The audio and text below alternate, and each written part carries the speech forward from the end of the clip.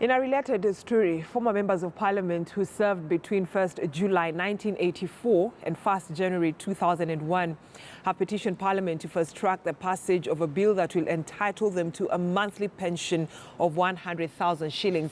Former Alego Usonga, member of parliament and secretary of Former Parliamentarians Association of Kenya, Otieno Mark Onyango, told the National Assembly Committee on Finance that former MPs were living in deplorable and pathetic conditions and that many could not even afford transport to come to Nairobi to attend the public hearings on the bill pushing for their right to a decent pension.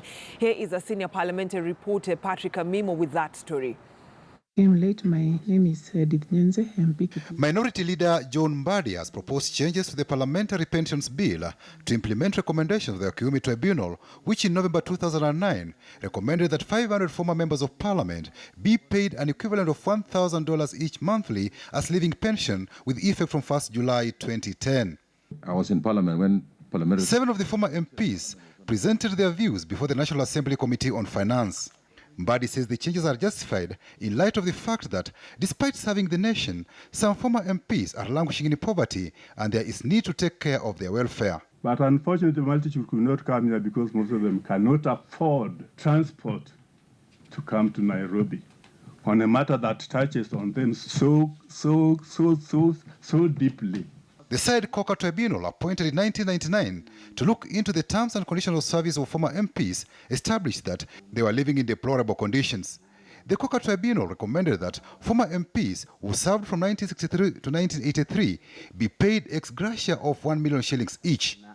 Former MPs who served from 1984, following the enactment of the Parliamentary Pensions Act, were to benefit from the enhanced pension by way of an anticipated amendment to the Act.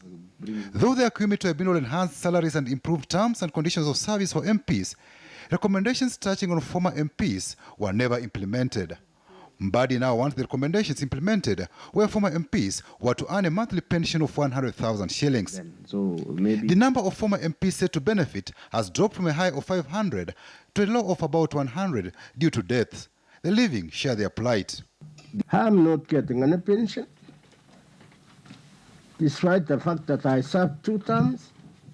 You can imagine I served in 1988, 92, and then 79, 83. I was an academic. I used to be at the university. But the conditions of politics then, after you leave parliament, you are unemployable. Now, somebody who had been teaching at the university, I have never been back until, things changed. On this pension of 7,000 that I get, and in Webia people still think I'm a member of parliament.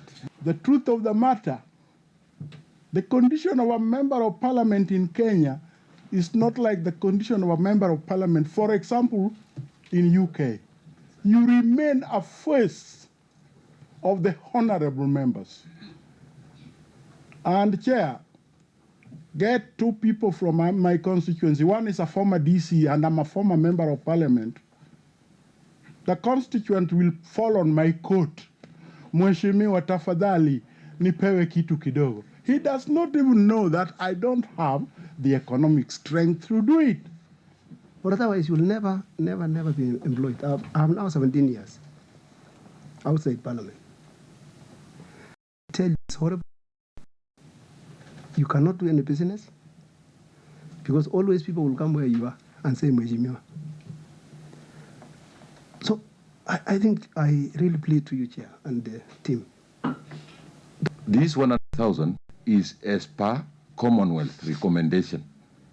That's why this thing came into effect, because of the Commonwealth recommendation. Retired this and that, sit there with their savings and continue their lives as usual.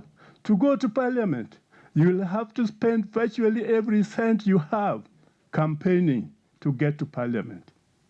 Mr. Chairman, you get to parliament, the salary you earn is never your salary. It is the people's salary. So in the end is that you can never save a cent. The Mbadi bill is at the public hearing stage. The Finance Committee will later table its report to the House to trigger debate in plenary. And the House then will determine the fate of this, and then the President, of course, And you are a politician, so you should be, you should never stop campaigning. Patrick Amimo, KTN News.